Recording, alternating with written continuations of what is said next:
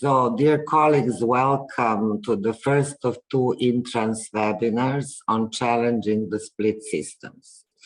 ISSA is pleased and honored to host the webinars. My name is Zorica Trikic. I'm a senior program manager at ISSA, and I'm going to be your host today. We have just the technical part, just to be sure that we are understanding what we should do. For the languages, please go to the bottom of your screen, press this little globe and pick the language. You can choose between English, French, or Italian.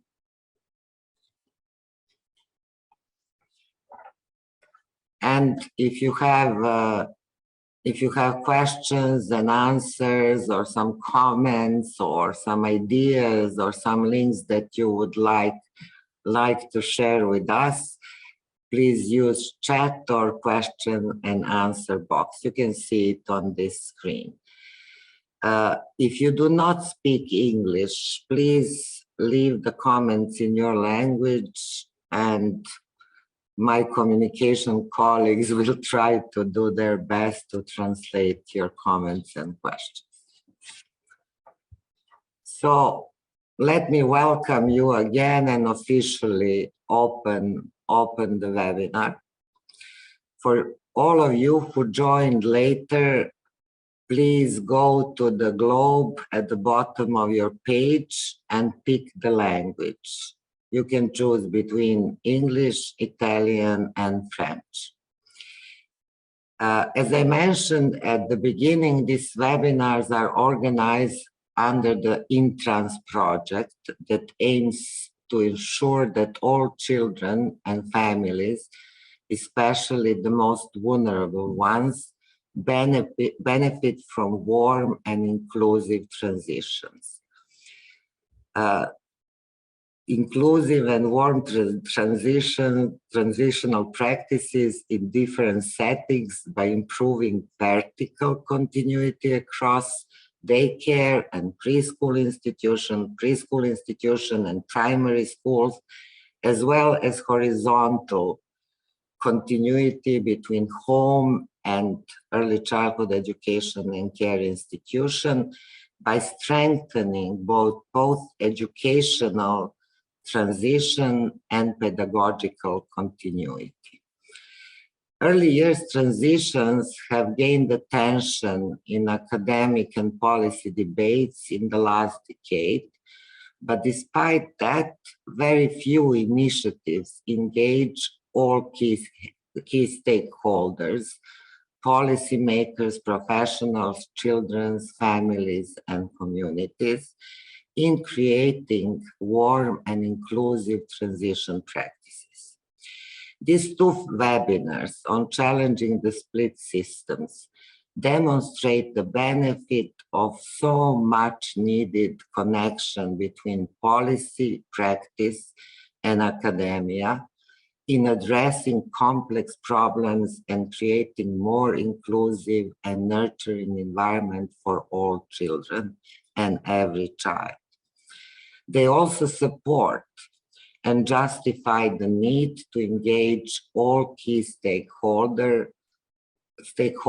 which aligns much with what Intrans is striving for. We are glad to have such a diversity of presenters with us today. And although they are not all directly involved in Intrans project, they are contributing to our goal to create a wider forum for policy discussions starting from the research and advocacy work carried out within the project. If you visited Intrans page beforehand, or you could also find it on the webinar web page, there is a lot of materials developed, like policy reports and also infographics about early childhood education and care systems and transitions in 7 countries. We have a very rich agenda today. We will have 5 presentations, and presentations will be followed up by reflections from policymakers. So a huge thank you to policymakers who joined us today. From our distinguished experts from the Netherlands, Belgium, Italy, and France, we will learn today about the problems of the split systems, predictors of child development, transitions to kindergartens, and with a special focus on children in poverty. We will hear about voices of parents, children, and professionals, and we will also learn a little bit about policy perspective.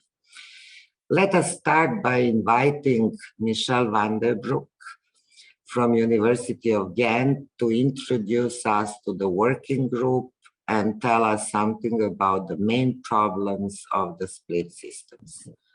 Welcome, Michel. It's so nice to have you with us. The floor is yours. Thank you, Zorita. And can I ask for the first slide? Yes.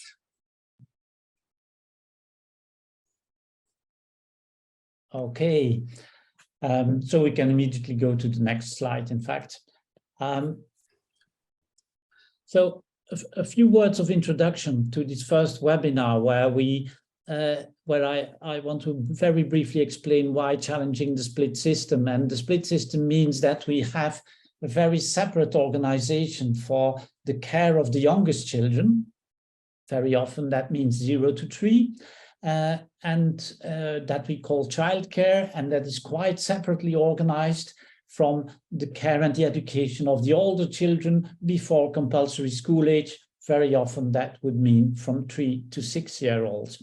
And as you see on the graph that is taken from the Eurydice publication, this is the case in about half of the European member states, where about 1 out of 4 have integrated systems and 1 out of 4 have a mixed system. So we are especially addressing the issue, the challenges that are faced by the countries that have completely separated these two systems. Next slide.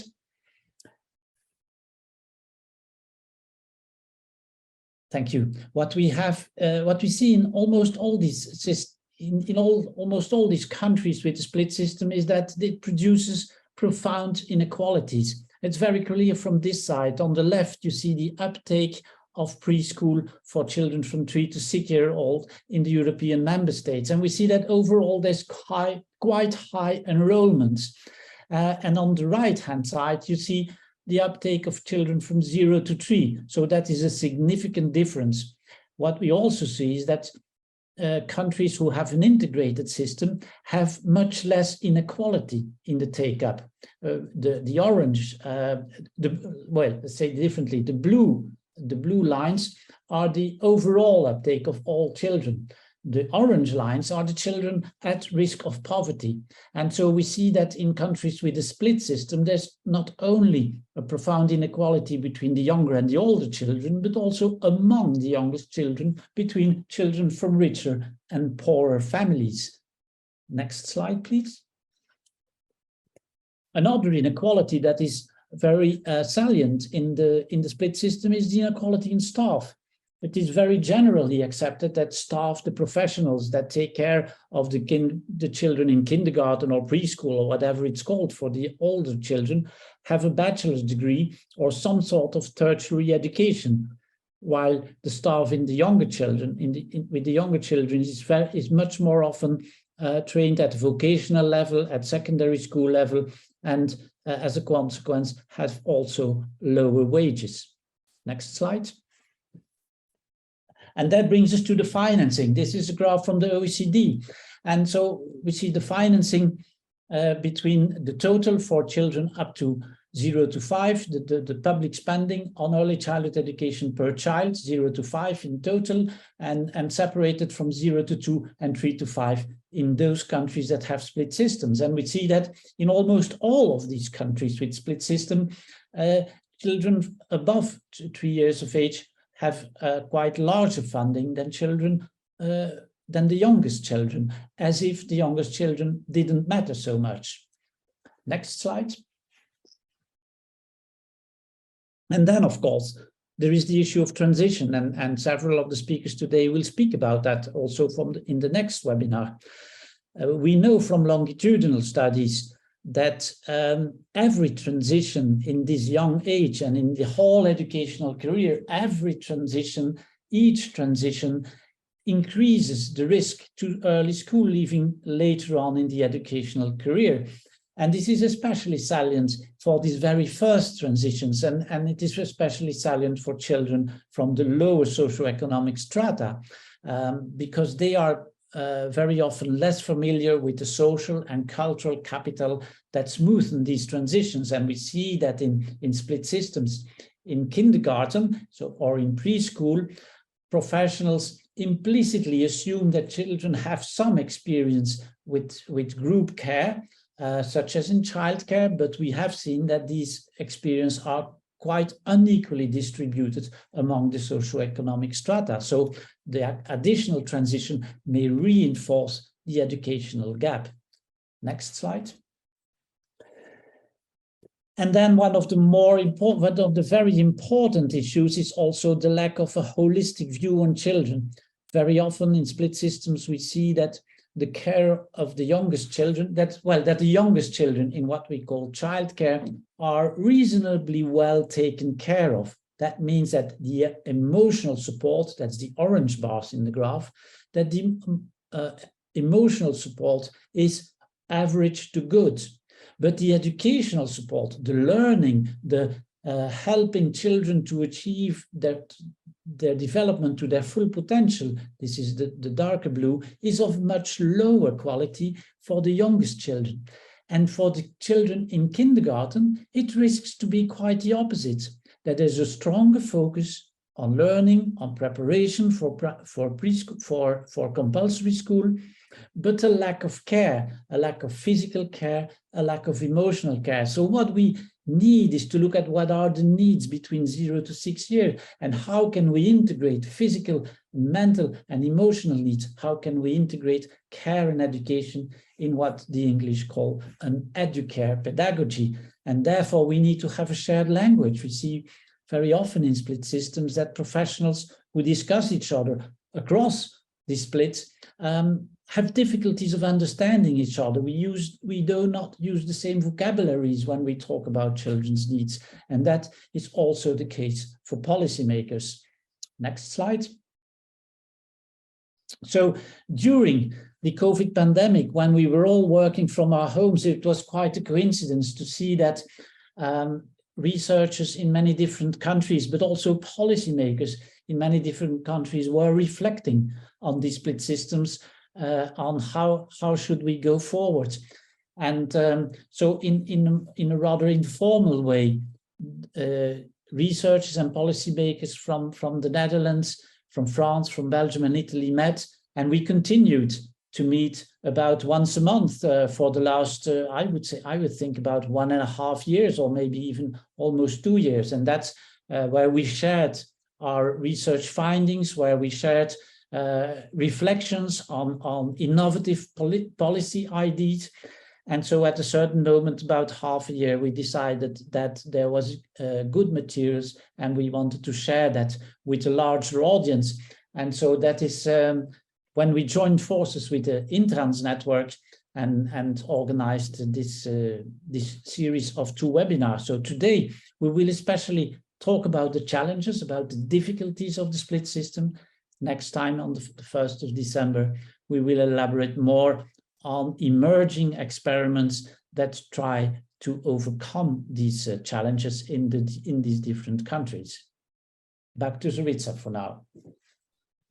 Thank you, Michelle. Thank you, Michelle. It was very inspiring and at the same time a little bit scary. But what I love the most is this power of inspired, dedicated, non-formal networks. We don't always have to have projects. We can just gather and open a dialogue about the issues. And thank you for doing that. And I would also like to make a very brief comment. We have more than 200 60 participants at this moment, and I hope we will meet you. We will meet your expectations, and special greetings to all of you coming out of Europe, to Syria, Nepal, Morocco, and the other countries that are with us today. So now let us move. Oh, we also have Canada. So we go global. This is obviously a very global issue. So now let's go to the Netherlands, where ISSA is based and where a lot of very inspiring research and practices were developed. And let's move to the Netherlands to learn about the predictors of child development in split systems in the Netherlands from Ruben Fuking, professor from University of Amsterdam and Amsterdam University of Applied Sciences. Welcome in Dutch. Ruben, the floor is yours. Thank you very much, Zorika, and thank you for your warm welcome and even a Dutch phrase. Today, I'd like to challenge the split system as well. And you can challenge the system as a policymaker, as a researcher. A split system may also be very challenging for children. And actually, my focus today in my brief presentation is on these young children. And these children, they have to, metaphorically, they have to cross the bridge. And this is why I've chosen this picture for my first slide. So we'll follow a couple of children who are crossing this bridge from early childhood education and care to kindergarten to elementary school. Could I have the next slide, please? Thank you. Here you see, in a brief overview, the split system that we have in the Netherlands. The split is around 4 years for young children, and then they enter kindergarten and primary school. And actually all children, 100% of Dutch children, they go to kindergarten, elementary school. Before that, in the age range of 0 to 4, there are so many different tracks. A child may be in daycare, a child may attend a playgroup when he or she is a toddler, and we have also home-based care. But also, a child may stay at home for 4 years and only enter primary school at the first day of kindergarten. So this is the Dutch context. So we have different splits in our system. And what do children actually experience? Well, we followed children in daycare and home-based care. And we were wondering how they would, let's say, challenge the split system in the Netherlands. Could I have the next slide, please? Today is actually a scoop. This is the first time that I will present the findings of a longitudinal study. We presented some findings earlier, but as our longitudinal study continued, we entered the third and final, the last wave. And today I will talk about this last wave, let's say, when the children made the step from childcare to kindergarten. Next slide, please. Here you see, in a graphic overview, our study design. On the left, you see the children. 154 children attended center-based daycare. 74 children, they attended home-based care. We started our study when the children were 30 months old, so 2.5 years. We came back for the second wave of data collection when the children were 3.5 years old, so 42 months. And finally, when the children were about 4.5 years and they were entered the kindergarten, this was our third and final wave of data collection. We made videotapes. We had a survey. We had questions for the parents. We had questions for the caregivers, for the teachers. And all these data it's still a rich data set. was helpful in answering our questions. Next slide, please. Here you see a brief overview of some of the measures. On the left, you see some child measures. We were interested in the well-being of children. We were interested in problem behavior, in our socio-emotional behavior, and we were interested in transition problems. If a child enters kindergarten, is this easy for him or her? Is it challenging for him or her? We also looked at children's temperament, sensitivity of the child, and gender. Looking at childcare, we focused on the comparison between home-based versus center-based, of course.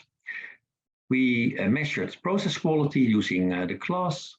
We looked at the dyadic relationship, that is the relationship with a child and a caregiver. It's a dyadic relationship, a one-on-one relationship.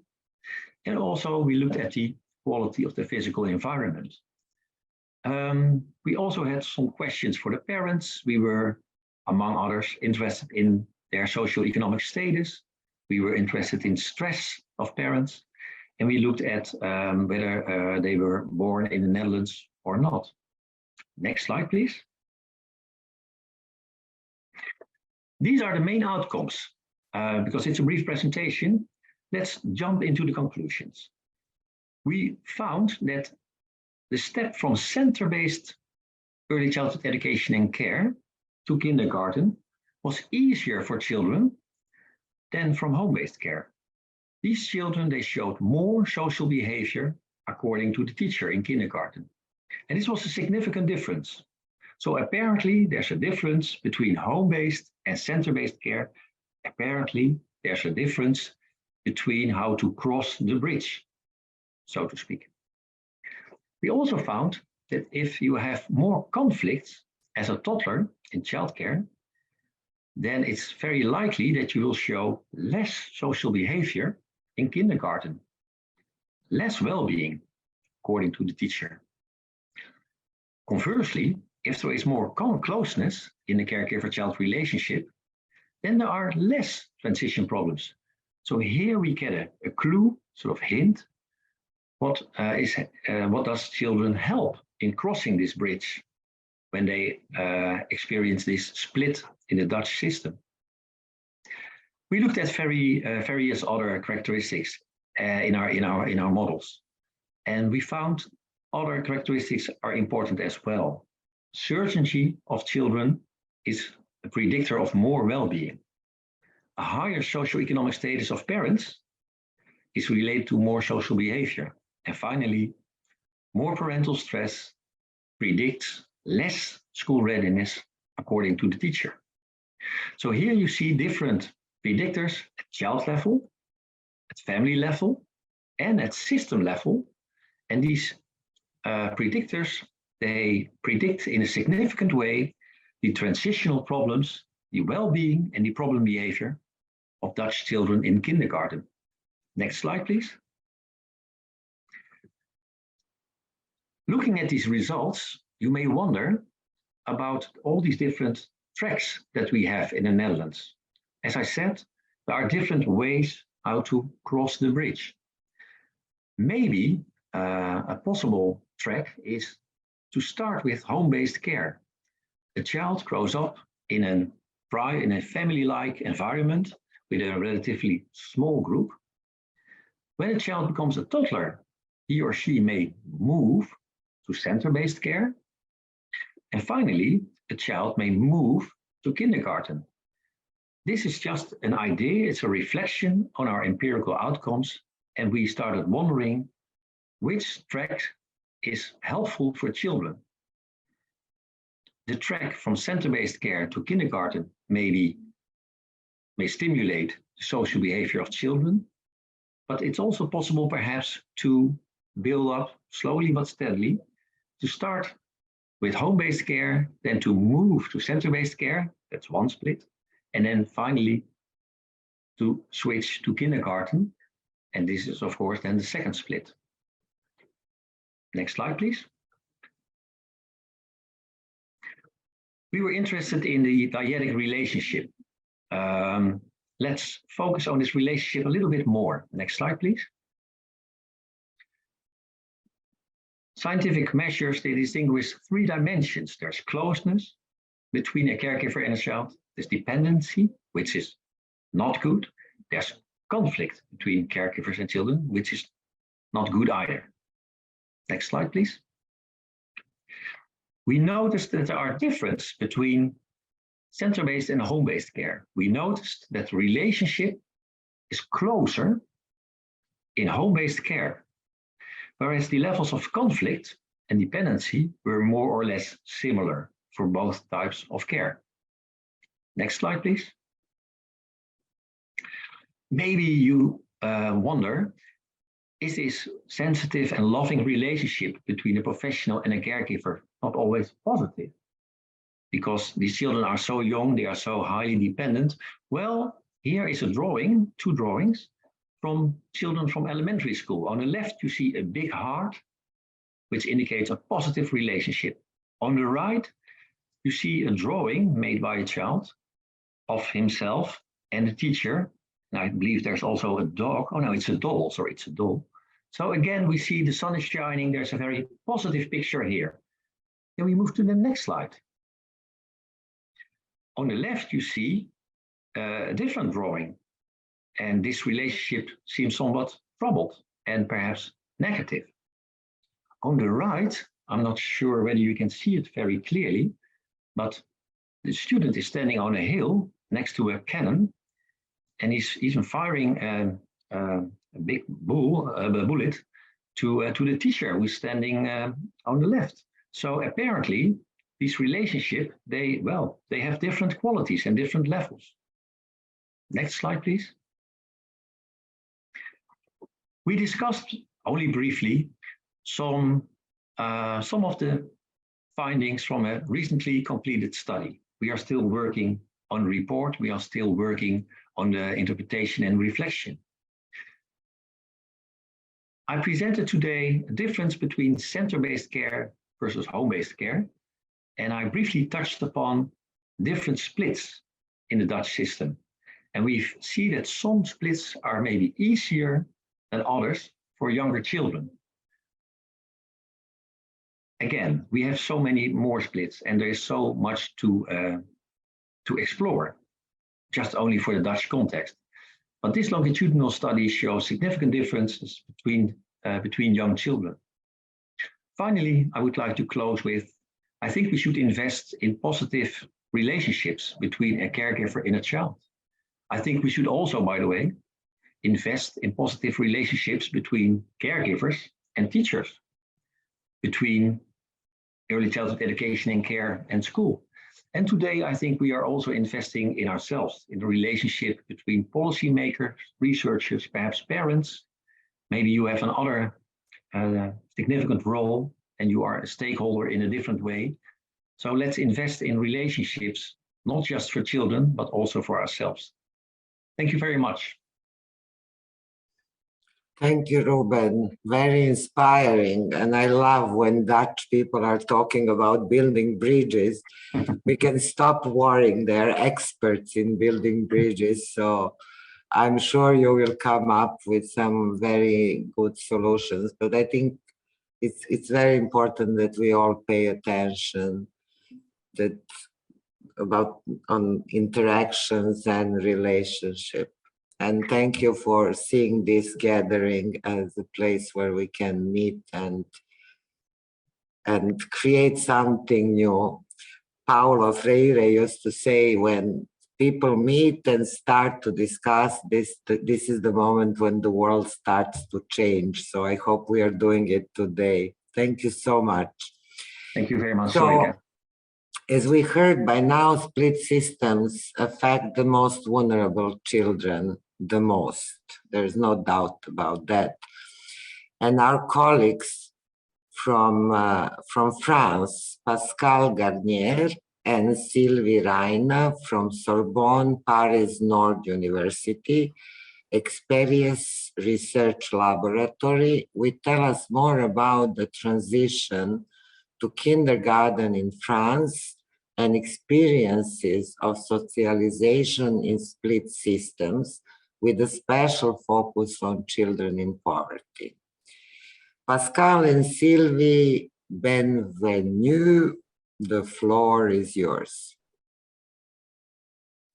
Bonjour à tous, bienvenue dans ce séminaire. Good morning, everyone, and welcome to this webinar. We're happy to share a presentation on early childhood education and care system in France. We are going to focus on poverty situations. Next slide, transparent, suivant. Alors, nous sommes des chercheurs du laboratoire. We are researchers from the Experis Laboratory, a research laboratory on education sciences, and we focus on the social context and on the educational world. Today, we're going to talk about challenges of a split system in France. And then in the next webinar, we are going to talk about the transformational pathways that we envisage in France. So we are going to focus on 3 points. Cyril is going to give a brief overview of the French system. I'm going to show the challenges of the transitions to kindergarten in France. And then we are going to specifically focus on poverty contexts.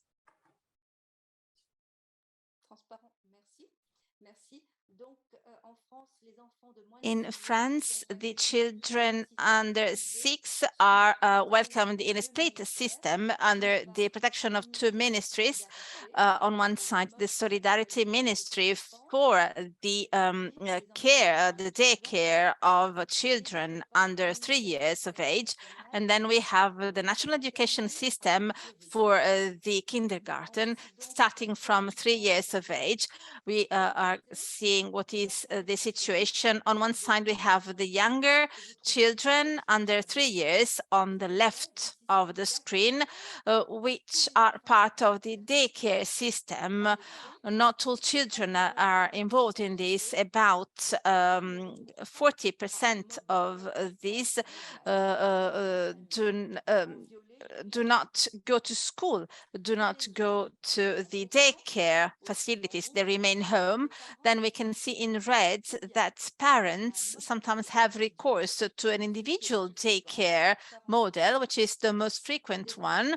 40% we have children that go to the home of a maternal assistant, and then we have a small amount of parents that have some teachers coming home. Then we have also a collective model, a creche, a nursery, which is less frequent, but very much requested, which involves 20% of children under 3 that go to a public or a private daycare institution, which are scattered throughout the territory. In blue, we can see that 2-year-olds can also attend the kindergarten or daycare, and today 10% of 2-year-olds are welcomed in a school system that we can see in blue on the screen, and we can see huge territorial disparities. Some of these little children under 3 years of age can attend different types of daycare. According to statistics, we have the professions of different daycare models have very different situations, which are very different from the situations of teachers of kindergartens. Since 2021, the daycare for children under 3 years of age equipped itself with a curriculum, a national charter, which is very different from the school curricula of kindergartens. Now we can see the other part the middle part from children from 3 to 6 years in blue, we can see that they are in the school system. In France, starting from 3 years of age, education is mandatory since the return to school, and then all the children go to kindergarten, public or private kindergartens, from 3 to 6 years of age. The kindergarten are part also of the primary school that lasts until 12 years of age. The teachers have the same university background, a master's degree, both to teach at the kindergarten or to the primary school. So for children from 3 to 12 years of age, these teachers are especially supported when they have to work with younger children by other people. And so we have important variations that can be seen in different municipalities from this point of view. And there are municipalities that manage their types of daycare facilities for youngest children. They are also, they have to pay for the school materials and also for the extracurricular and the after school time that can be spent in the school or outside of the school that we can see in red on the screen. So these are the hours before or after the school, during the lunch time, and also the school holidays. So the municipality is responsible for this. In the after school period, another type of staff works in this very fragmented area, and sometimes without any connection with the time spent in school. These are after-school animators who have a still different statute. So, next slide, please. These are some pictures that can give you an idea of what happens. At the age of 2, a child can experience very different types of experiences. They can either go out with their maternal assistants and the other children. For example, the little children that you can see in the stroller, so they can go to the market or in the countryside with her, or they can attend a daycare facility that you can see on the top of the screen, where they remain all day. And then at the bottom part, you see in the daycare facility the same person that organize the educational activities and the lunch time. And at the bottom right part, we see children aged 2 years of age who are there with their teachers and are eating with the staff of the after-school activities. And they can also play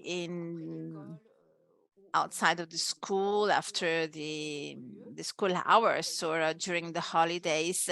And you can see them playing together.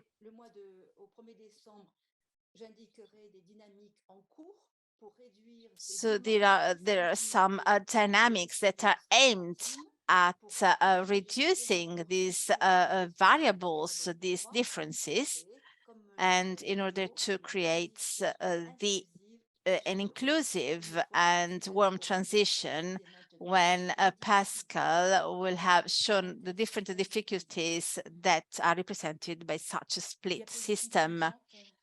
The next slide.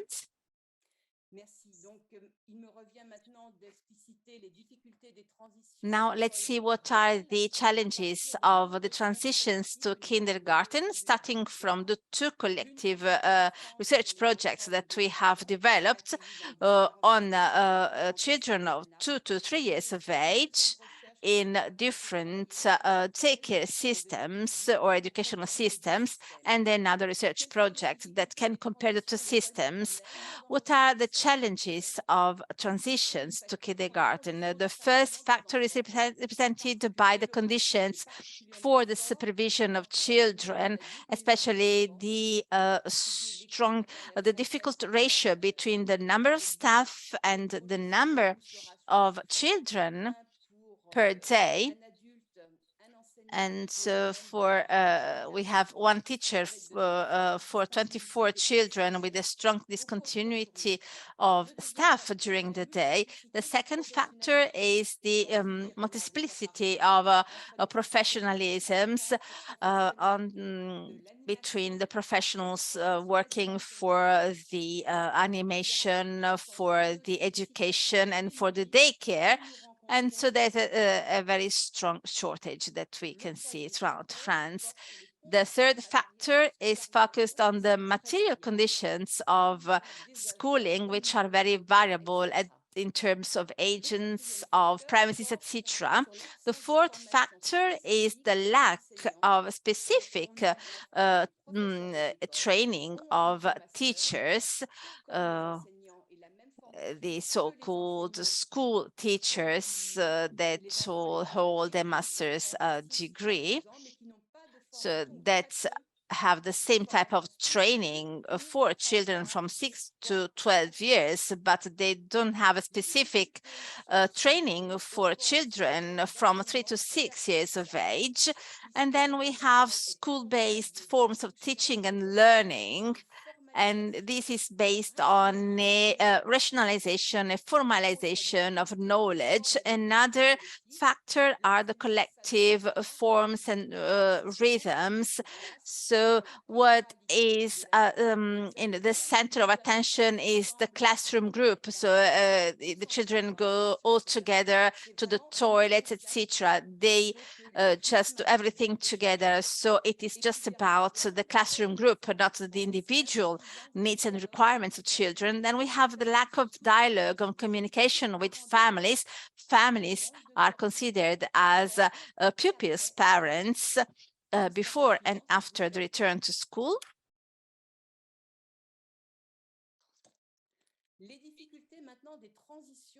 Let's see now the challenges of transitions in poverty context. I will focus on transitions between childcare, kindergarten, and after-school care. There's a triple problem. First of all, areas with a shortage of collective and individual childcare facilities.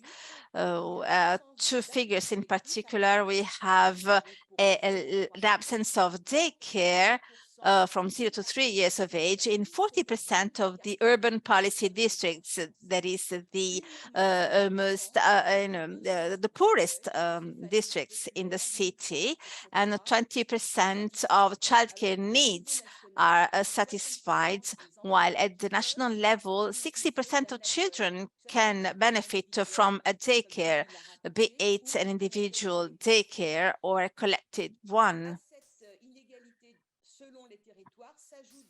And there is also another type of inequality, a social inequality in terms of access to childcare facilities,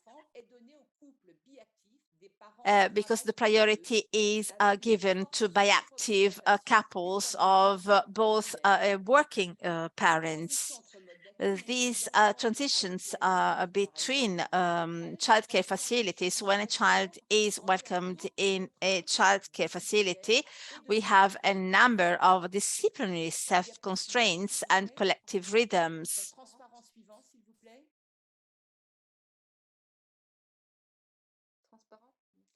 Next slide, please. The second point is that we have seen that very few families, very few households in vulnerable situations like migrants or poor households. We will see what are the different challenges between families and the kindergartens. Last year, we have focused our research on the non-use of formal childcare. We have carried out this research on two political neighborhoods, poor neighborhoods of the city, between families and professionals, and we have seen the difficulties of women. There is a social, psychological, and affective separation. These challenges are also expectations for the children, and especially in kindergartens, the parents talk about lack of relationships between children, a discovery of collective life, which is terrible for small children who have never been in such daycare facilities, but they find themselves out of the blue in this kind of context. These expectations of learning, of school learning expectations, meet some living conditions that are most of the times favorable in terms of space, hygiene, resources. For the family, we have a naturalized confinement of mothers in the domestic space. And, there are some professional and personal concerns, for example, lack of attention to the siblings, so having time for themselves, and also have, professional concerns in order to be able to find a job or to grow in their careers. And these also results in a lack of attention to the siblings, because they have to focus all the efforts on subsistence work. These are all the challenges that mothers have to face. So the challenges of children are also reflected in mothers' challenges.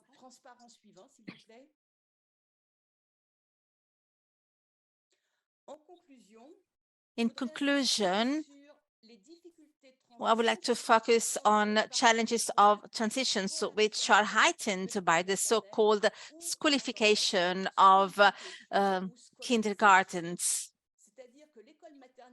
which means that kindergartens are no longer a place of transition between the family and the primary school, but they are just schools in the very sense.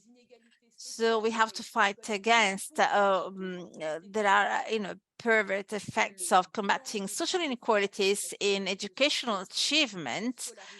And so there's a sort of willingness to create more and more schools.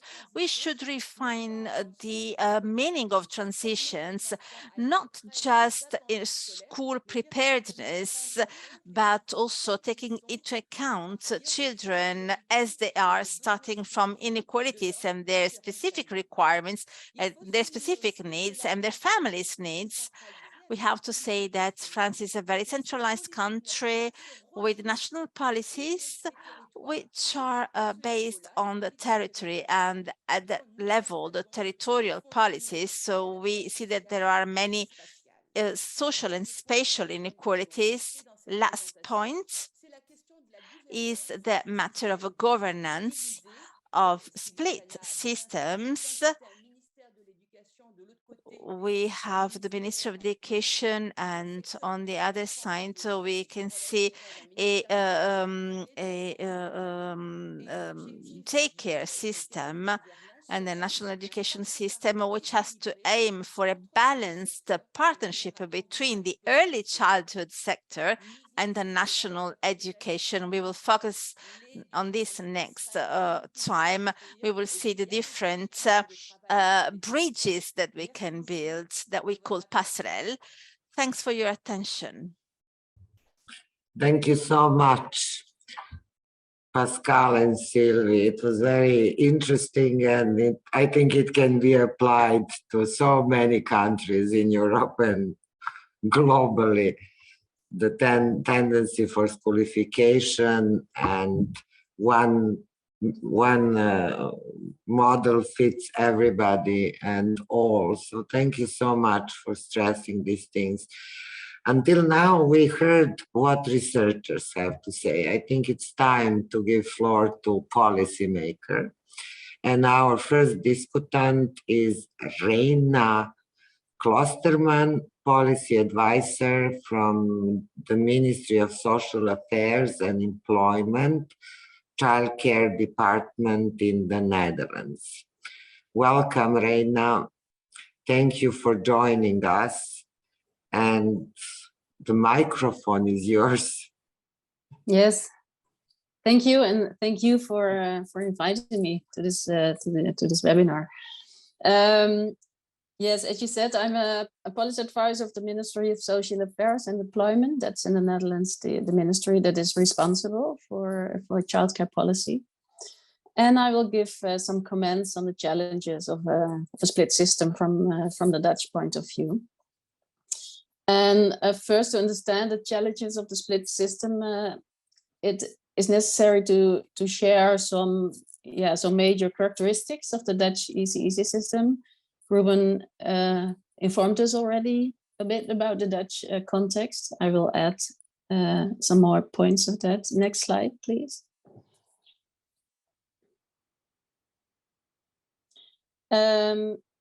Yes, first of all, the goals of ISSA policy in the Netherlands are stimulating labor market participation, and that's why it is the Ministry of Social Affairs and Employment that is responsible for childcare policy. And the second goal is contributing to the child development. And also typical for the Dutch ISSA system in relation to this issue of split system is that ISSA provisions operate in a private market. And the youngest children childcare provisions are 3 months old. And on average, Dutch children attend childcare provisions approximately 2 days a week. And although the compulsory school age is 5 years, most children in the Netherlands attend school at the age of 4. And the influx of the children in schools takes place all year round. So right after the day the child turns 4. And the child professional ratio is, depending on the group, about 8:1. For babies, it's 1:8, and for babies, it's 1:3. Next slide, please. I have to be honest, the Dutch government for now does not strive for integrated provisions. So there's not an explicit policy on integrated provisions in the Netherlands. We have to. And although we see bottom-up initiatives for integrated provisions or for more cooperation between ISSA provisions and schools, but as these provisions, we already heard that in the previous presentations, are pretty different. They face difficulties in daily practice. In their cooperation, there are different regulations, cultural obstacles. So when talking about challenges of a split system, we have to face these difficulties, and we have to see what the advantages are of an integrated system, what the challenges are now, and how can we overcome these difficulties we're dealing with in a split system.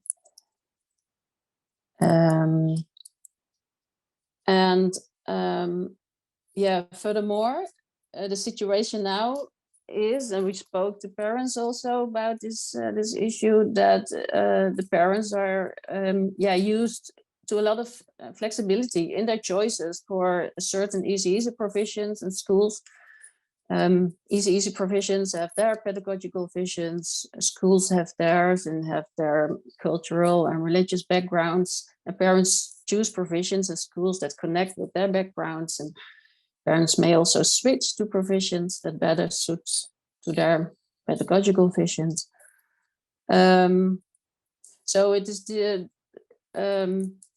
it's these two points actually we we have to take a consideration of what are the real difficulties we face now in the split system, and how can we overcome them.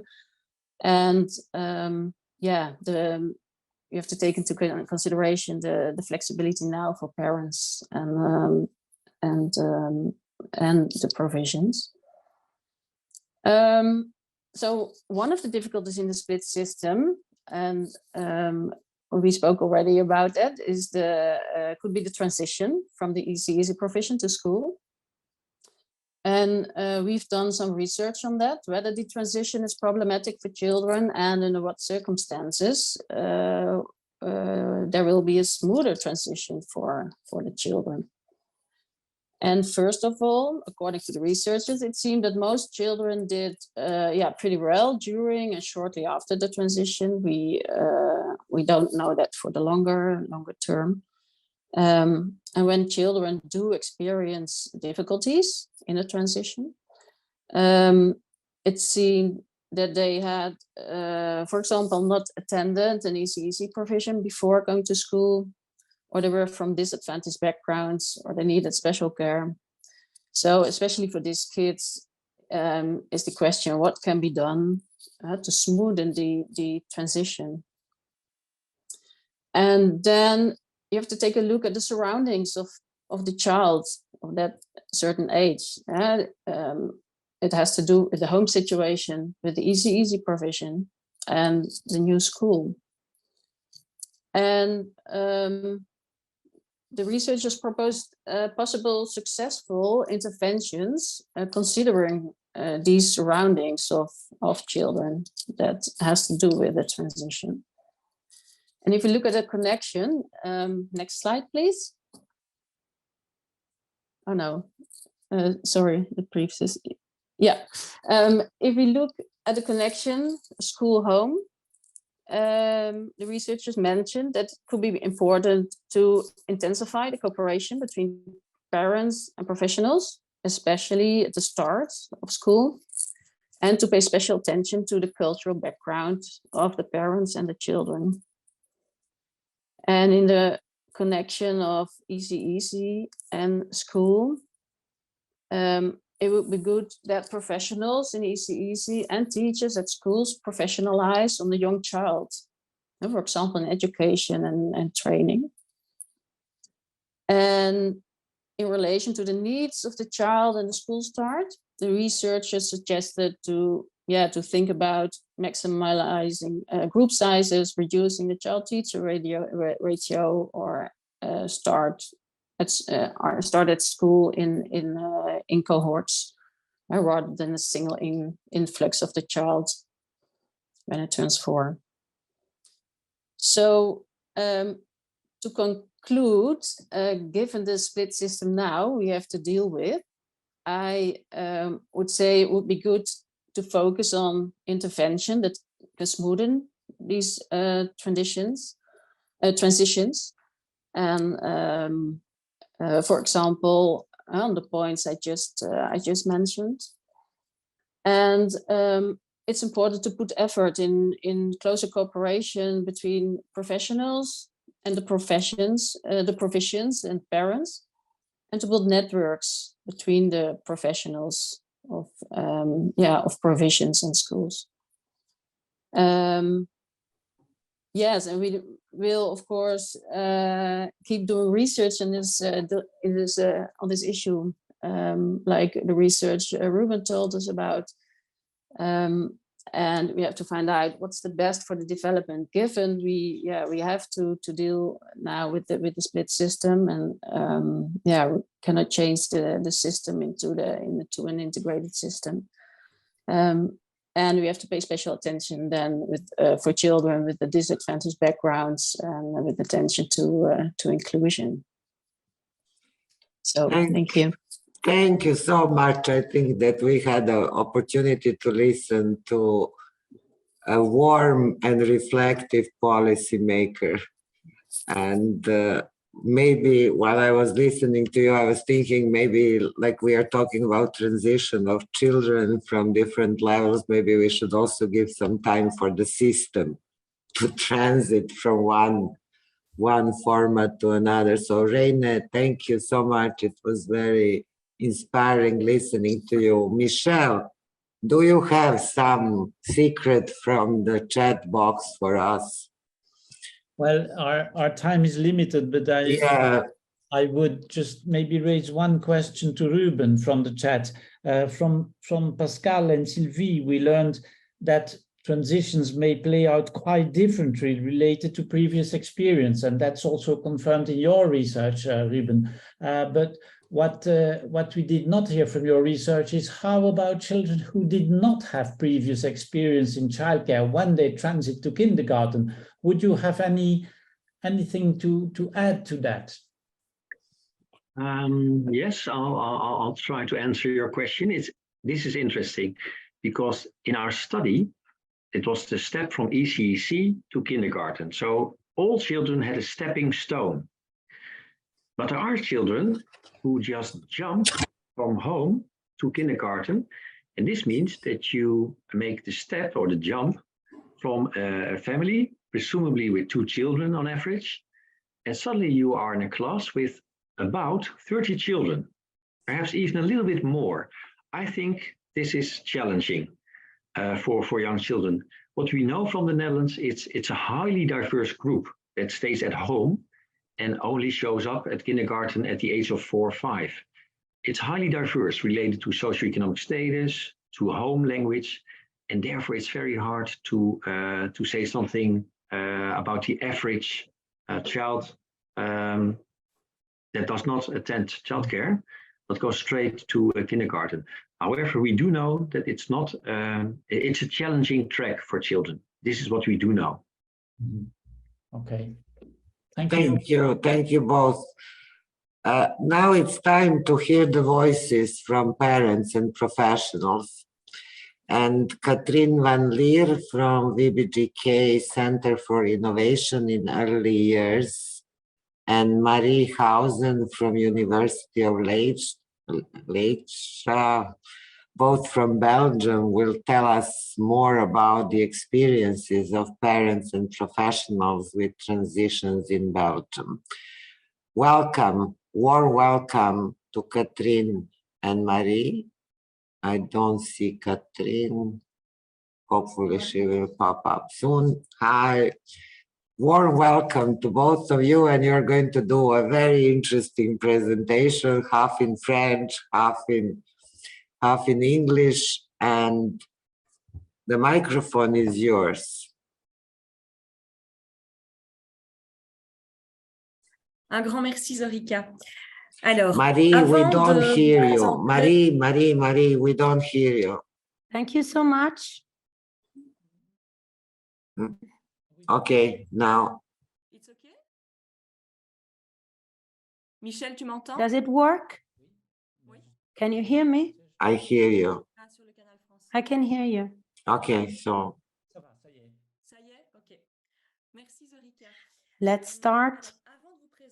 Thank you, Zorica.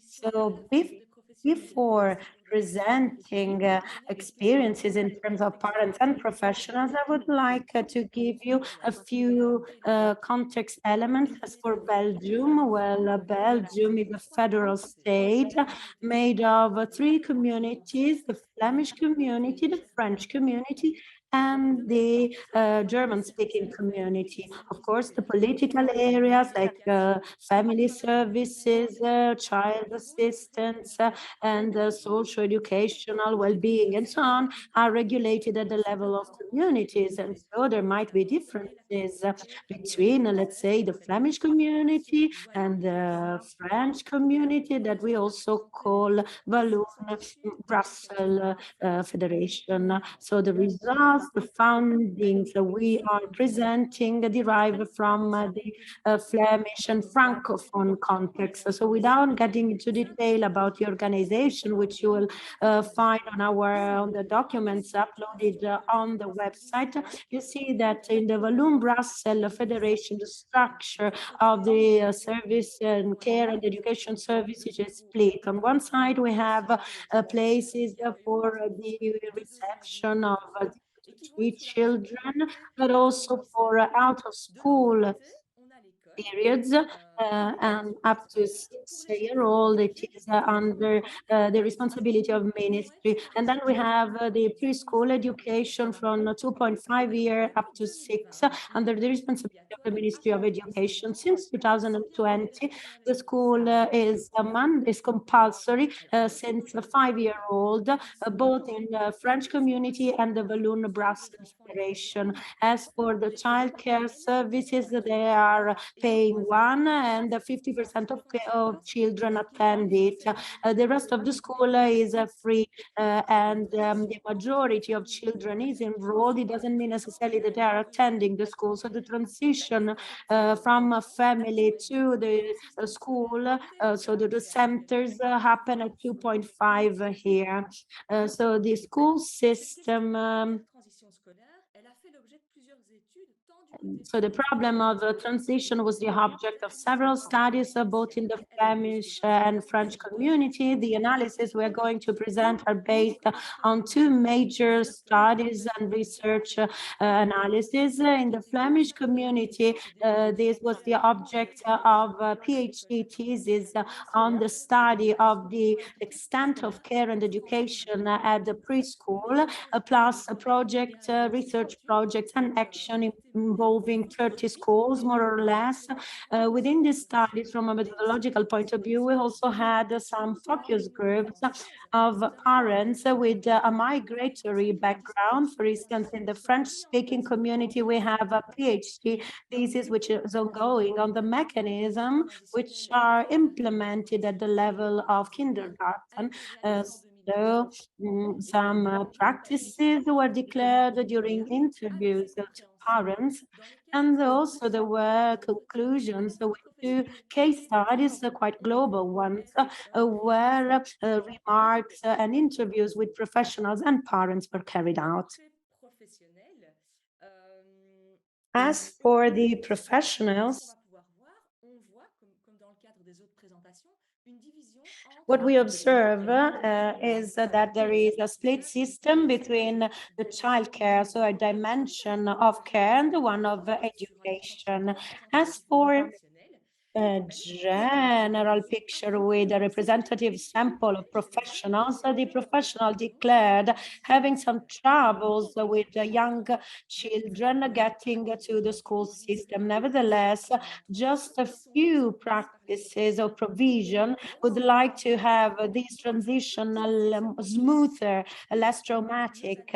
And so we were wondering, wow, these practices are missing analysis, remarks, reflections, and also the interviews with the professionals working with 2.5-year-old children demonstrated that there is a big tension between the approach towards scholarization and the care aspect. So beyond the concern of professionals, which may more focus on care than schooling, and or for instance, in case of professionals having a care integrating the two dimensions, so the education and the care, we observed that almost all professionals they think they are not making their job, the one they were trained for, and so the professional activity of the teachers is difficult to be, to enter this dimension of care.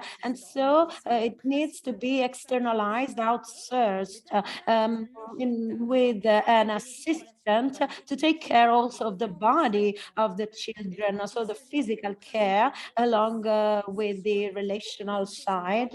So basically they have to perform tasks to immediately focus on the educational side. On the other side, this externalization of care has to do with the families, which might enhance inequalities, which will involve professionals who need to satisfy the expectation of children, like the one of being able to do things independently, going to the toilet, wearing a coat. And some of these children will be ready for those tasks, whereas others will be will be less ready. Well, these problems in terms of connection between care and education can also be explained based on the context where professionals are working. Of course, the obligations are focused mainly on the mandatory learning and where the educational side is reinforced without considering that we always have to take into account the needs of the children also from a care point of view. As already mentioned in the previous presentation, in our context, the working conditions are still very difficult. We have very numerous classes in the Walloon-Brussels Federation. The majority of professional affirm they have more than 30 children in the class. The classroom is not so big and not so many toilets, enough toilets, and we have a problem of the assisting staff, support staff, and there is also not much joint training for teachers and the assistants who have to take care of the care side.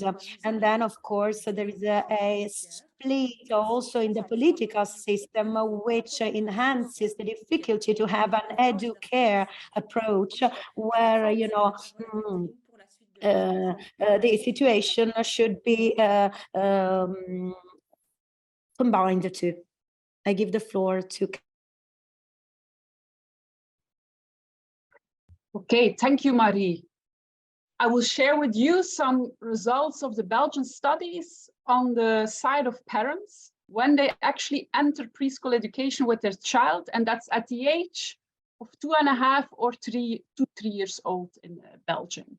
So first, we can see that many parents experience a rather hard transition to preschool, but they are kind of told by public opinion, by media, by friends, by networks, maybe a bit our Belgian culture, they are told to get used to this. We should toughen up. You cry a bit and you get used to this transition to the schools. On one hand, we can see that parents can have positive feelings of excitement. My child is starting school. But on the other hand, they also experience many feelings of anxiety. Also, many parents have feelings of regret or loss, and especially when, for instance, they had a quite good, close connection with the staff of the childcare center or the family daycare center or the family support worker.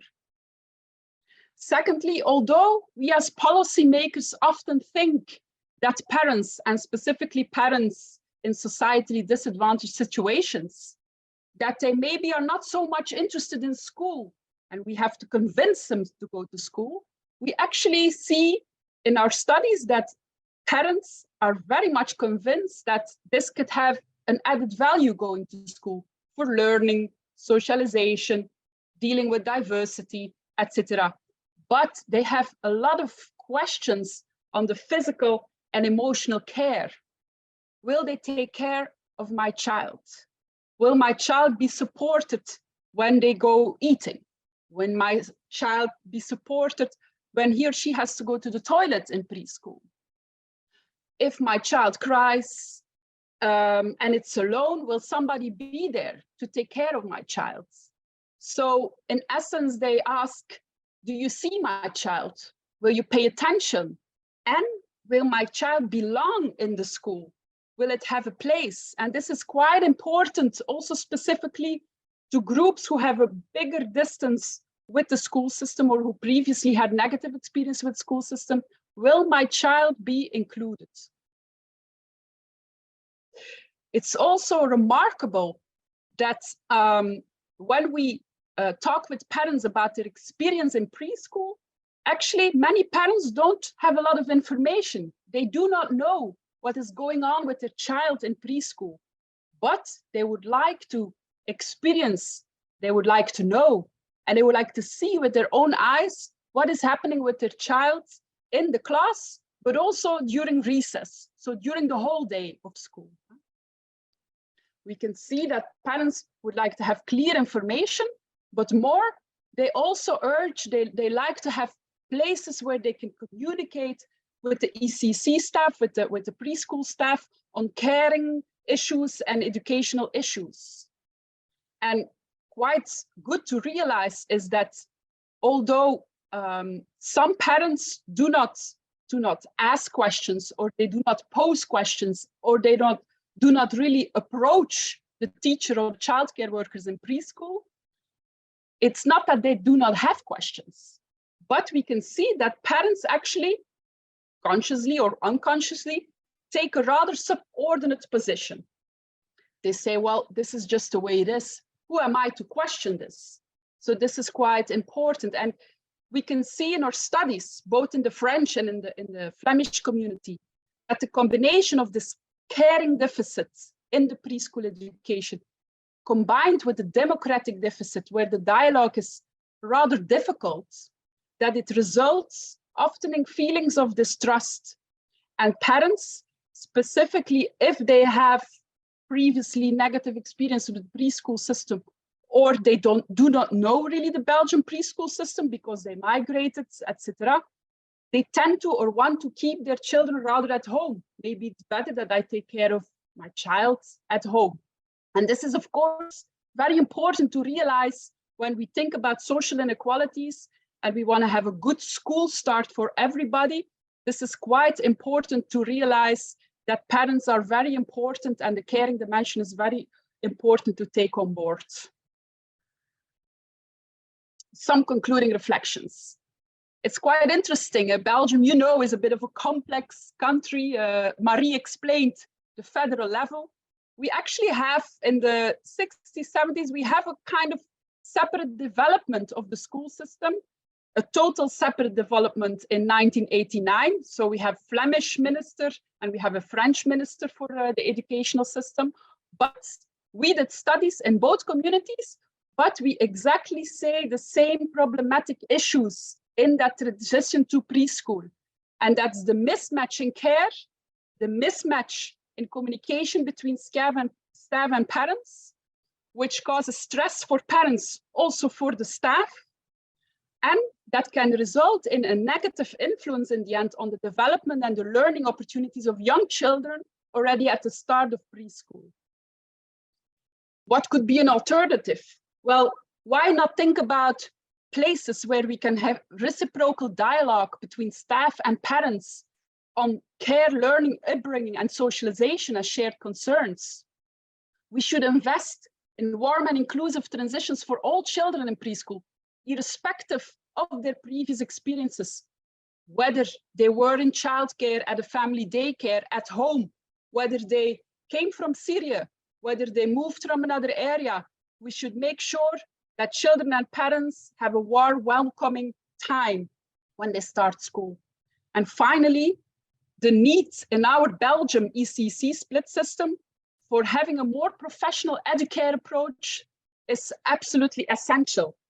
And of course, the question here is whether a systemic change is needed or whether working on better transition and collaboration between childcare and family support services and preschool education system is sufficient.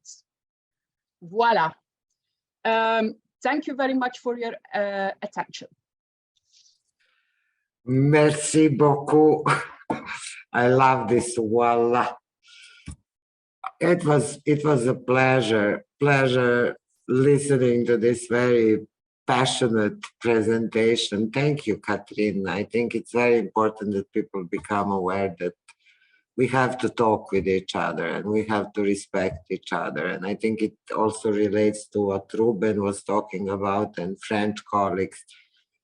So a little bit of humanity is not going to hurt anybody. Talking about humanity, let's go to Italy and let's learn from our dear colleagues, Arianna Lazari and Lucia Balduzzi from University of Bologna, more about policy perspectives on split and integrated systems in Italy. Ciao, Belle. The floor is yours.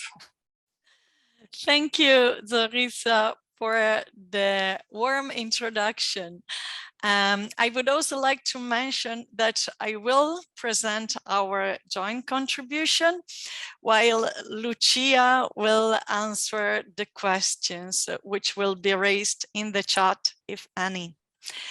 So as the ISSA sector in Italy is currently undergoing a major reform process, moving from a split to an integrated system, our contribution will focus primarily on the level of policy. In particular, we will explore the challenges and opportunities connected to such reform implementation processes by taking into account the perspective of policy decision makers and ISSA stakeholders who were involved in the Italian case study within the Intrans project. But before starting with our presentation, we would like to briefly share with you some information about the context of ISSA in Italy. Next slide, please. Up until 2015, services for children aged 0 to 3 years fell under the responsibility of the Ministry of Labor and Social Affairs, while services for children aged 3 to 6 fell under the responsibility of the Ministry of Education. Within such split system, the governance of services for under 3s was decentralized at regional and local level, with more than half of the places provided directly by municipalities, while the governance of services for children aged 3 to 6 was centralized on national level, with more than half of the places provided within state-maintained provision. While preschool attendance grew steadily across the country over the years, the decentralized governance and funding of 0 to 3 services created a situation where great disparities exist across regions concerning both provision and access. In order to overcome such disparities and provide equal educational opportunities to all children throughout the country, in 2015, the law on the integrated ISSA system came into force. The reform was the result of a long-standing policy advocacy process, which lasted nearly 20 years, and that still is today ongoing. In fact, while the Ministry of Education took over formal responsibility for the 0 to 3 sectors, and now both ISSA segments share the same pedagogical framework, governance and funding mechanism, as well as staff initial training and qualification requirements, still differ across 0-3 and 3-6 services. At the same time, staff working conditions, such as, for example, no contact hours available for collegial meetings and for attending in-service training, and also pedagogical coordination arrangements, widely differed not only across the 0-3 and the 3-6 sector, but also across service providers. Next slide, please. For this reason, the focus of the Italian case study conducted within the Intrans project was to support such reform process by identifying those challenges and opportunities that are connected to the implementation of the reform on the ground, as experienced by policy decision makers and stakeholders operating at different levels of the ISSA system. Next slide. For this purpose, interviews were conducted with 12 policymakers and stakeholders, including representatives from the Ministry of Education and national advocacy groups, counselors and officers employed in local and regional authorities, and representatives from EC providers, including municipal and private not-for-profit organizations. The data collected through the interviews were analyzed thematically across 3 clusters: opportunities, challenges, and perceived needs connected to policy reform implementation, which will be briefly illustrated in the following slides. Next. Enduring decentralized and fragmented governance mechanisms were identified as the main obstacle hindering policy implementation by all interviewees. And you can see on the right side of the slide some extracts from the interviews that we collected. In fact, the lack of vertical alignment between the different levels of the system, national, regional, and local, as well as extremely weak horizontal governance arrangements at regional level, are producing critical implementation gaps. By impacting directly on the strategic pillars of the reform, namely increasing accessibility and leveling up quality of ECC provision across the countries, if these challenges are not addressed, the risk is that such ambitious policy goals will not be reached.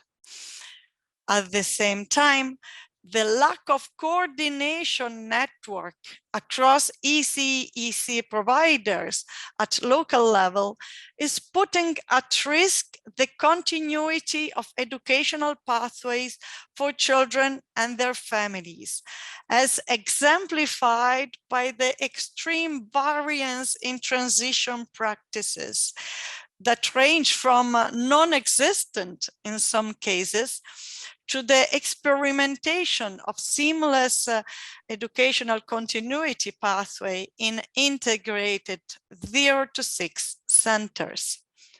Next slide. On the other hand, according to the interviewees, the roadmap designed by law implementation degrees and pursued through the funding of the National Multi-Annual Plan connected to the reform implementation seem to open new avenues to overcome such challenges. In this sense, all the participants interviewed stressed the importance of investing in local pedagogical coordination networks for intensifying exchange among professionals operating across different sectors and subsystems.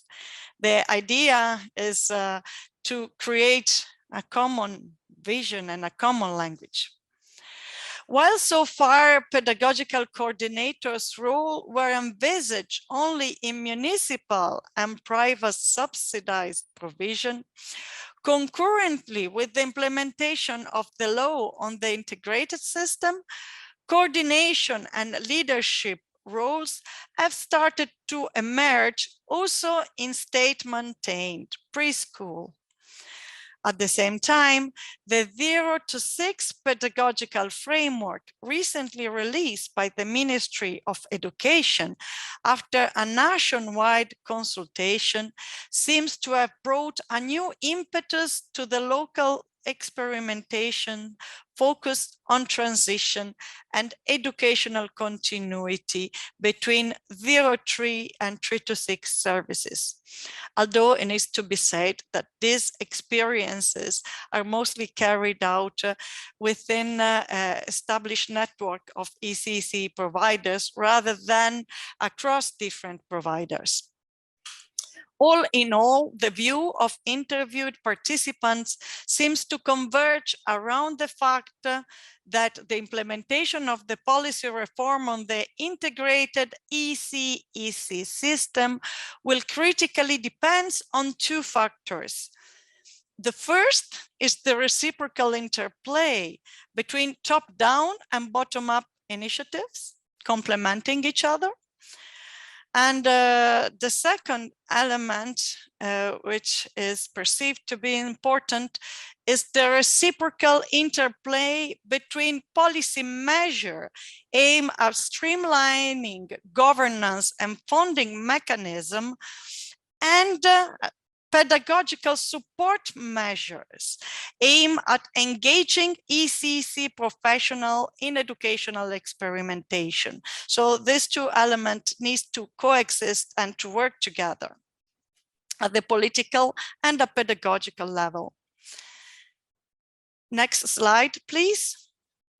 In this sense, increased interinstitutional collaboration and joint in-service training pathways are seen as critical nodes for sustaining grassroots policy implementation by fostering pedagogical innovation. This is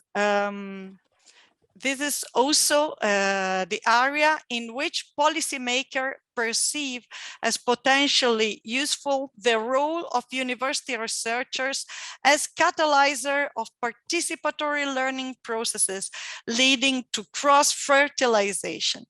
As one of the interviewees put it, the governance of ECC is still very fragmented and the local administrators are left alone in this process. So we're really struggling. Instead, if the university could facilitate this process, I'm convinced that this kind of experiences could be more successful in promoting exchange of ideas and cross-fertilization among all ECC stakeholders. In this phase, we need to enhance the protagonism of all actors, starting from grassroots initiatives. Next slide. In conclusion of our contribution, we would like then to shed light on possible way forward for sustaining the transition from split to an integrated system at the intersection of research, policy, and practices. The findings emerged from the interviews with ECC policy decision maker and stakeholders highlight two directions in this regard. The first recalls the important role of participatory action research can play in sustaining policy reform processes from a bottom-up perspective that takes into account the needs and resources of local community within which services are embedded.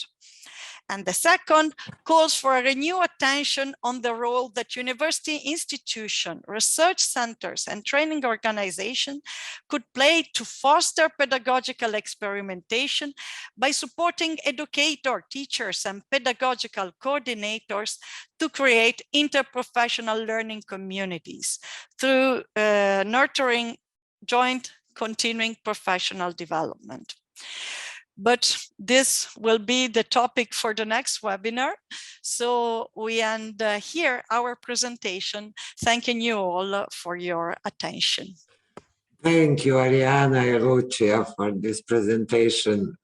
Very inspiring, and thank you for mentioning the need for intersectorial approach and learning from each other and this magical triangle, policy, research, and practice. And let's hope and let's dream and let's hope that on December 1st, when we have the second webinar, that we can go more in depth in solutions and ideas.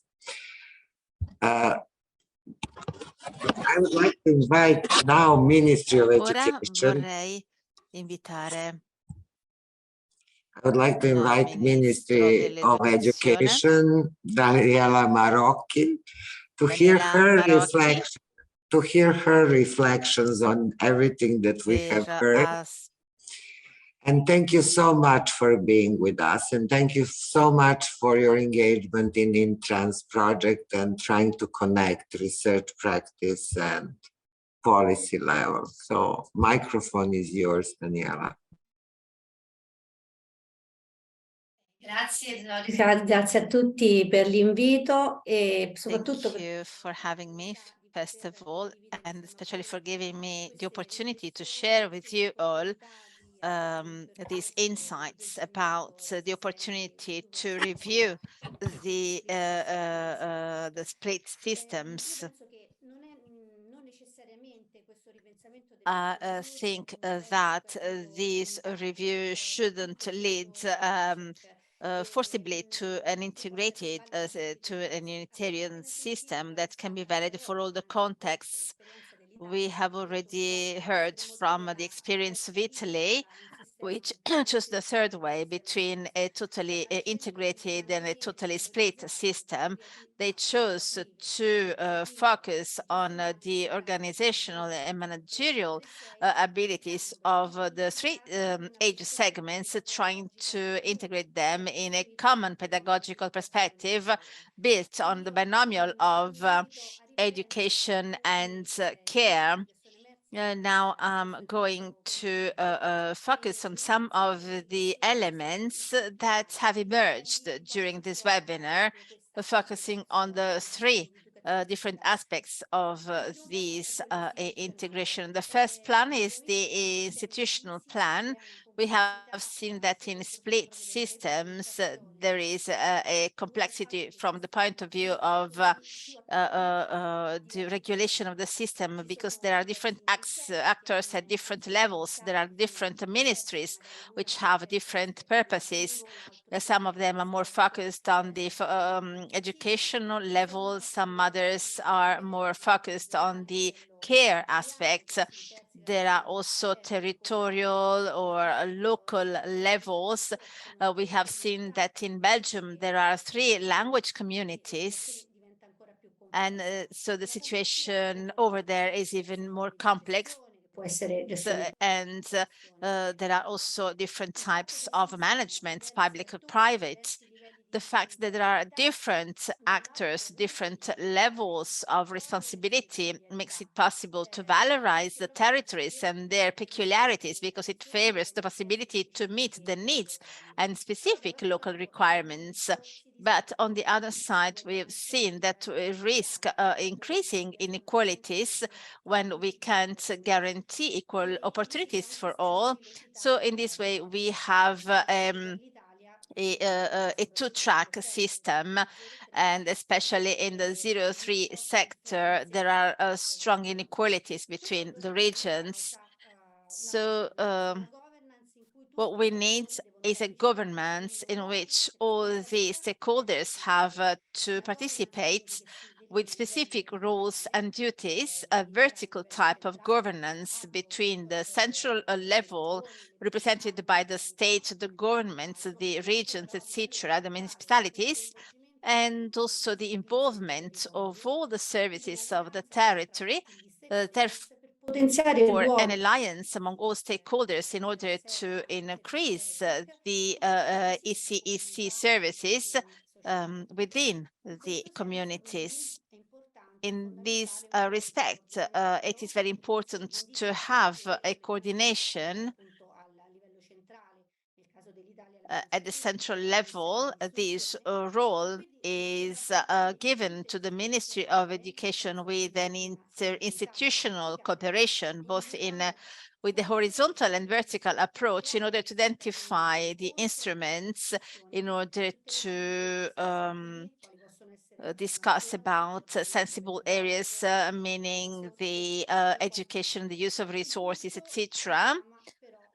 All of this calls for a shared vision of childhood, which nurtures confidence relationships between professionals in order to guarantee pathways that really meet the needs of the children.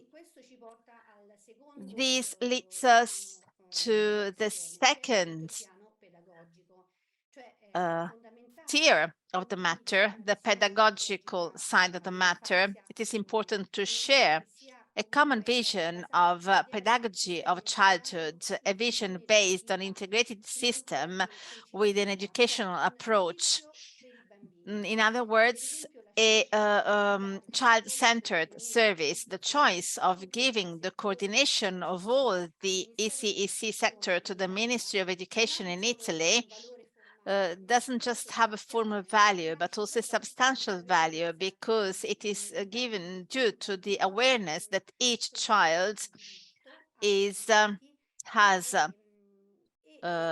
rights, and there are educational services that are aimed at supporting the potentials of children, at promoting them through an interplay between education and care. Therefore, it is very important to feed these debates within the school system, among the professionals, and also within the civil society. As a matter of fact, in Italy, we tried to have a public debate from the pedagogical point of view in order to build these common pedagogical and cultural awareness in which education and care are binomial that depend one from another. When we define all the fundamental values in which everybody recognizes themselves, and we create a national common reference framework, this is a first step in order to harmonize the different parts making up the ISSA system in order to build a common legacy and a common heritage. And first and foremost, we have the professionals involved in the ISSA system that can benefit from this. Then we get to the third side of the matter, that is the professional side, because a quality service calls for skilled staff with specific skills in terms of methodology, etc. As we have heard from previous speakers, I think that strategic interventions in order to build an integrated system are twofold. On one side, we need to recognize the complementarity of some roles and functions of professionals working within the facilities, be it an educator, a teacher, an assistant, or an helper. Each one of them has an educational role, independently of their specific task, because every gesture has an educational value, just like every educational activity has its specific value of care and education for children. So when we talk about care, we're not just talking about taking care of the child, but we are meaning educare. So an attention, an holistic type of attention, of care for the child. Then we have also the continued professional development, which is very important. And through different types of research projects that can lead to the growth not only of individuals, but of the educational and professional community as a whole. And also, especially in the split systems, a joint training is very important, because it favors the mutual recognition between two different worlds, and can result in a joint work, so that each one can keep the peculiarities and characteristics of their own sector, but that can enrich everyone with a mutual exchange of experiences. This can also favor the overcoming of the lack of confidence that one can have among operators, and also the fears and concerns of parents, like we said earlier, especially in case of transition in a split system. The latter aspect, the joint professionalism and training, will be further developed in the next webinar. So I will get to the conclusion with the final remark on the Italian experience and the setting up of this integrated system. This is a long and complex process. There are, of course, some criticalities that we have to overcome, but we have already started this process, and we are also, it is already bearing some fruits. So we have to be aware that everything can be done only if there is an interinstitutional collaboration. So all the stakeholders have to collaborate in a very delicate balance that has to be consolidated over time. I thank you for your attention, and I hand the floor over to Zorica.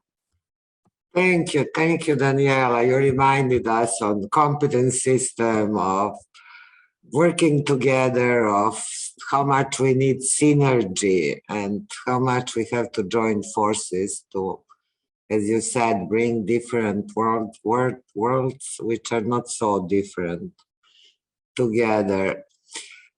It was a very rich webinar, and I hope you are still focused. And I hope that Michelle can give us like few bullet points. What did we do this afternoon? What are the main conclusions? Okay, so I will not try to, of course, to summarize everything, as this has been very rich, but what we have seen in these rich presentations is how complex the issue of split system is and how many different levels are involved. From Ruben, we have also learned that not every splits matter, but some splits matter more than others. So there's also variation that needs to be taken into account. One of the things that many speakers highlighted, I guess, is the discontinuity of caregivers or the discontinuity of educators. So the split in professional continuity, which may matter very much for children of this young age. In some countries, like in France, but also in the Fédération Wallonie-Bruxelles, the French part of Belgium and the Flemish part of Belgium, there's even discontinuity of caregivers within the preschool system, within one day of a child. So these are important issues, and they are closely linked to professional identities, to trainings, but also to visions that people have on what education or what ISSA is for. And that raises the issue of, well, what is often framed as school readiness. And school readiness it's like a bit the elephant in the room, that everything is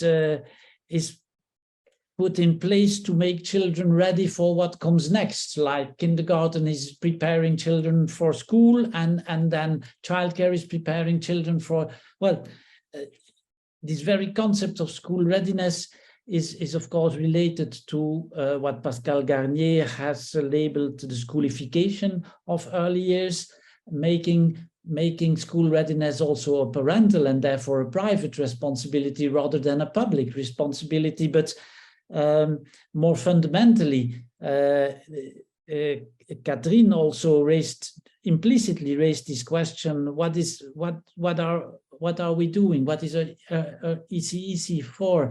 Is it to make children ready for schools, or should we make ISSA ready for the children and for the diversity of children that are available? I think this is a fundamental question, and maybe implicit as a bottom line across very different presenters here, as across all presenters, is that it points, and Daniela pointed that very clearly also, it points at the importance of discussing across professionals, across system, discussing the images of the child that we have. What is the child that is coming to early childhood education, and what ISSA is mainly for? So it is not only a practical question, it is not only a pragmatical question, this split system, it's also a question of values, as education is also discussing values and what we have in common, how we see the needs of children and of families.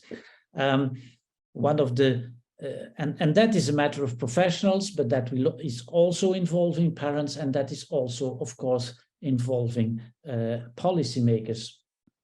So that gives an idea of how complex this issue is. And many people in the chat ask question, okay, but given the complexity, what is the way forward? And we have, of course, no magic bullet here for this complexity, but in our next webinar we will address some ways forward that have been attempted, that have been tried out, and that have been successful in some local contexts in the different countries that are represented here. Back to you, Zorica, for the final.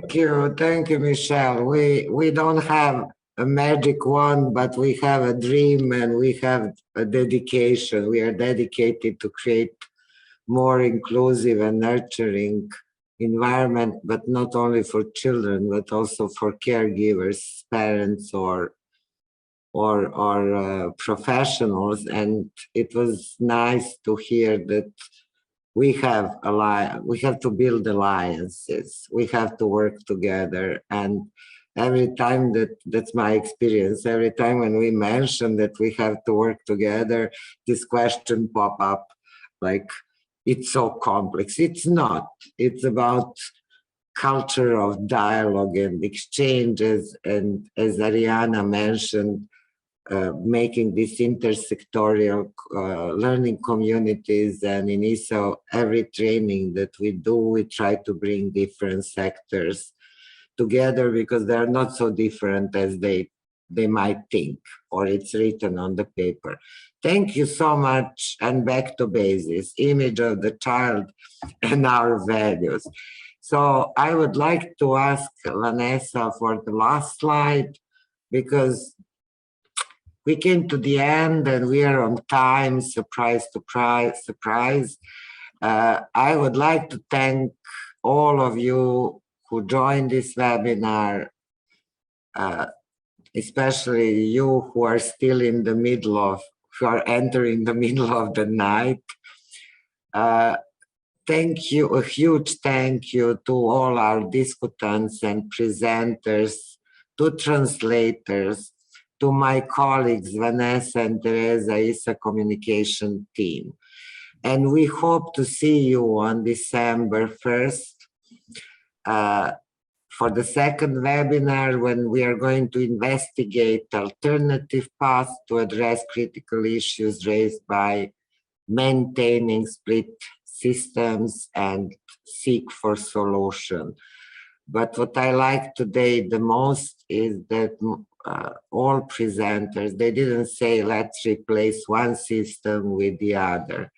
They were talking about continuity and transitions. Let's explore what is the best for children and families. In the meantime, while waiting for our second webinar, please go to Intrans webpage. You can find very interesting resources, policy reports, infographics about early childhood education and care systems from 7 countries, including the Netherlands, France, Belgium, Italy, Finland, Slovenia, and Denmark. And you might find Slovenia very interesting because they don't have split system. Please fill the survey, which is coming when we finish the webinar. It's very brief. And I would like to, my communication colleagues are waving at me, reminding me, you will get a link with all the, which will guide you to the place where all the presentations are going to be stored, and you will also have access to recordings in all 3 languages.